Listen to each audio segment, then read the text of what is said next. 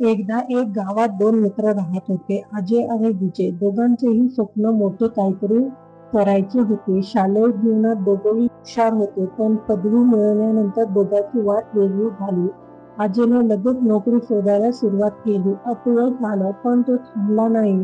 तो रोज स्वतःवर काम करत गेला. नवीन कौशल्य शिकला, चुका सुधारल्या, वेळेवर उठणं, नियोजन, सातत्य हे त्याचे नियम झाले. विजय मात्र अपयशाने थांबला. नशीबच खराब आहे असे म्हणत तो दोष दुसऱ्यावर टाकत राहिला. वेळ घालवला, कारण शोधण्यात तो आयुष्य वाया घालवत गेला. 5 वर्षांनी अजय एक यशस्वी उद्योजक बनला. विजय मात्र अजूनही एकच दिवस काहीतरी करेल या धर्मात होता. ही गोष्ट शिकवते, यश आणि अपयश यातील फरक तुमच्या दृष्टिकोनात असतो. यशस्वी व्यक्ती प्रत्येक अपयशाकडून धडा घेते आणि पुढे जाते, तर अपयशी व्यक्ती अपयशातच अडकते. म्हणून लक्षात ठेवा, यश नशिबात नव्हे तर शिस्त, मेहनत आणि सकारात्मक दृष्टिकोनाने मिळतं.